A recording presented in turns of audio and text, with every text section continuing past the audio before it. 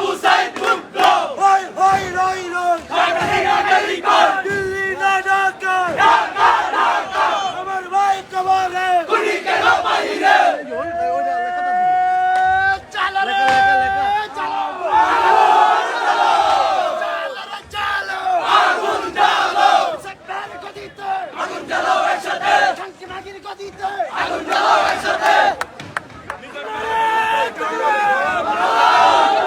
স্বৈরাচারের গদিতে আগুন জ্বালো একসাথে স্বৈরাচারের আস্তানা ভেঙে দাও গুড়িয়ে দাও ভেঙে দাও গুড়িয়ে দাও স্বৈরাচারের আস্তানা আমার ভাই কবরে গুলি কেন বাহিরে কোনে কেন বাইরে আমার ভাই কবরে থাকবে না থাকবে না আবু সাইদ মুক্ত নাসিরের বাড়ি ঘরে কোনে কেন বাইরে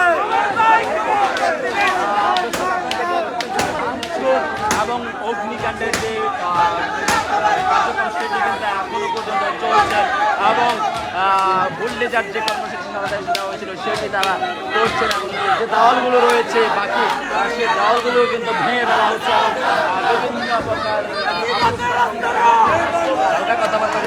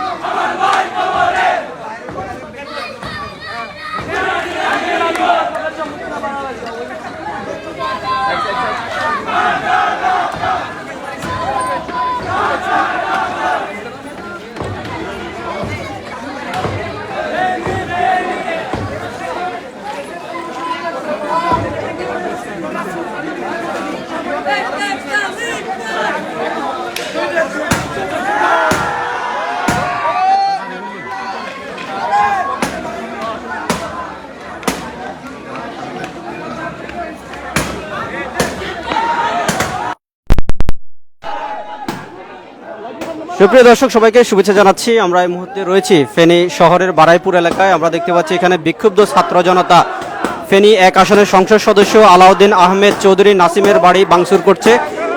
তারা আসলে কি পরিমাণ আমরা নেতাকর্মীরা এসেছে, তারা কি কারণে এসেছে এই বিষয় নিয়ে আমরা একটা বক্তব্য নেওয়ার চেষ্টা করবো। এদের ছাত্র আন্দোলনের প্রতিনিধিদের সাথে কথা বলার চেষ্টা করব। আমরা দেখেছি যে আপনারা এখানে ভাঙচুর করছিলেন, কি কারণ আপনারা মনে করছেন? আসলে তারা কথা বলতে পারছে না। আমরা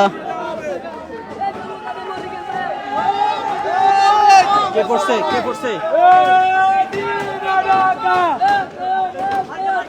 আসলে আমরা যারা বিক্ষুব্ধ ছাত্র জনতা রয়েছে আসলে তাদের সাথে আসলে কথা বলার চেষ্টা করছি। আসলে কেউ আসলে কথা বলতে চাচ্ছে না। আমরা দেখতে পাচ্ছি তারা আলাউদ্দিন আহমেদ চৌধুরী নাসিমের বাড়ি তারা ভাঙচুর করছে এবং তারা দেওয়ালে নানান ধরনের আসলে শিক্ষা দিচ্ছে। তারা বলতেছে যে আপোষ না সংগ্রাম, সংগ্রাম সংগ্রাম সহ নানা ধরনের স্লোগান তারা আসলে সেখানে দিচ্ছে। আমরা দেখতে পাচ্ছি যে তারা আসলে যে বিল্ডিংটি রয়েছে সেটির আসলে উপরেও তারা উঠছে এবং সেখানে তারা অগ্নিসংযোগ করছে এবং দেওয়াল ভাঙার চেষ্টা করছে।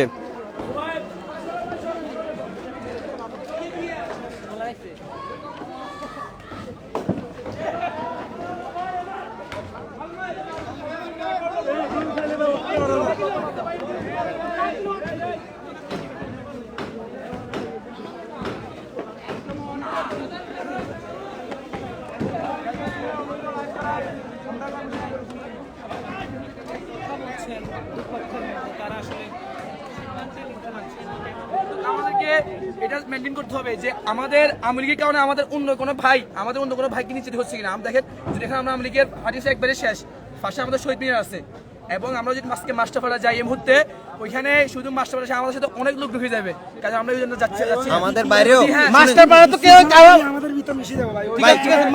যাওয়ার কারণ কি আকাঙ্ক্ষা নাই, সবার আকাঙ্ক্ষা ছিল কি আপনার কার্যালয় আমরা যাইতাম।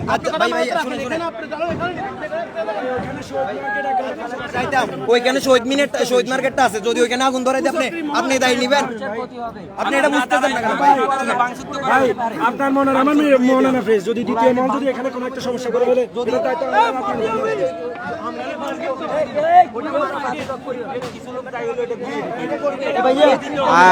দর্শক আমরা দেখতে পাচ্ছি ছাত্র আন্দোলনের প্রতিনিধি যারা রয়েছে তারা আসলে কথা বলছে। আপনারা এখানে যা ভাঙবেন ভাঙেন, এখানে ভাঙি সবাই মতো করে বাড়িতে চলে যান। এখানে আমাদের কর্মসূচি এখানে শেষ, এর বাইরে আর কোনো জায়গায় আমরা যাবো না।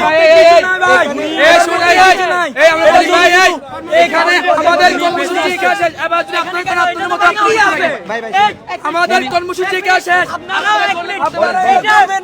এটা ভাঙা হচ্ছে না, এখানে কেন নিয়ে আসা হচ্ছে আমাদের?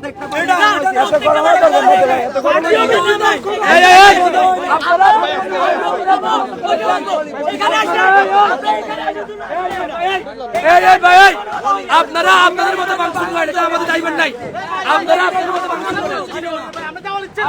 আমরা দেখতে পাচ্ছি বৈষম্য বিরোধী ছাত্র আন্দোলনের যে সকল প্রতিনিধিরা রয়েছে তারা এই মুহূর্তে আসলে তারা তাদের মধ্যে কথা বলছে, আসলে কি কারণে তারা এখানে এসেছে এবং তাদের যে কর্মসূচি সেই বিষয় নিয়ে তারা আলোচনা করছে।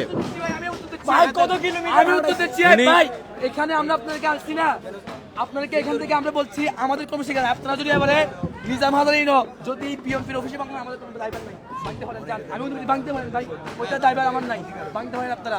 আমিল হোক পিএমপি হোক ইসলামী আন্দোলন অফিস ভাঙেন, এটা আমাদের দায়িত্ব নাই। আমরা এখানে আমরা এখানে কর্মসূচি, আমাদের কর্মসূচি এখানে শেষ। তাহলে ভাই টাঙ্গুড়ো বলি ভাই, এখানে ওইখানে বলছেন আপনি শুনেন আপনি এখানে কিসের কর্মসূচি দিয়েছেন? আপনাদের কর্মসূচি কি যেটাকে বলেন? আমি আপনাদের কাছে একটা কথা বলি, কর্মসূচিটা কিসের এখানে? আমাদের ফেনীতে বলুন না, আমরা চেষ্টা করছি ভাই। তা আপনি তো হেমান না আপনি আপনার সংগঠনে করে হেমান এইগুলো বলা। আচ্ছা ভাই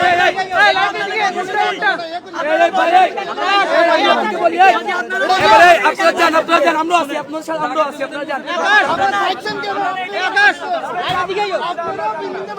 আপনার ডাকি আপনার করে যাবেন কর্মসূচি অব্যাহত দিবেন কেন? আপনি খালি আন্দোলন ডাক দিবেন, কাজ করবেন না, সাধারণ পাবলিক কাজ করবেন। খুনি ফেসিস্ট শেখ হাসিনার কোনো একটা প্রেতাত্মার ঠাঁই, খুনি ফেসিস্ট শেখ হাসিনার কোনো একটা প্রেতাত্মার ঠাঁই এই বাংলার মাটিতে হবে না। ছাত্র সমাজের রক্তের উপর দিয়ে আওয়ামী লীগের কোন সন্ত্রাসী এই বাংলাদেশে অবস্থান করতে পারবে না। আওয়ামী লীগের কোন কার্যালয় এই বাংলার মাটিতে অক্ষত থাকতে পারবে না। আপনার সাংবাদিক বন্ধুগণ এখানে এসেছেন, আমরা খুব খুশি হয়েছি। আপনাদের মাধ্যমে আমরা একটা কথা জানিয়ে দিতে চাই, এই খুনি হাসিনা দিল্লিতে বসে তার প্রেতাত্মাদের বিভিন্ন কর্মসূচিতে লিপ্ত করে ছাত্র সমাজের বুকে এখনো গুলি চালানোর জন্য যে অনুমতি দিয়েছে, ছাত্র সমাজ জেগেছে।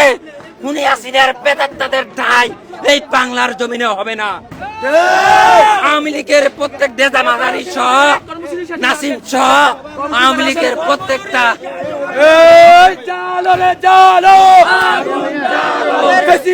বিরুদ্ধে আপনাদের কি কর্মসূচি ছিল, কি হয়েছে? আমাদের যে কর্মসূচি ছিল যে আওয়ামী লীগের দোসরের, আপনারা হয়তো অবগত আছেন, আগামীকালকে রাত 9টায় শেখ হাসিনা লাইভে আসছে এবং ছাত্রলীগও তাদের কর্মসূচি দিয়েছে আজকে কয়েকদিনের মধ্যে কর্মসূচি। আমি বলতে চাই, আমরা আওয়ামী লীগ যে কোনো দোষর আসলে আমরা তাদের জন্য মোকাবেলা করছি, আমরা লাঠি রাখছি।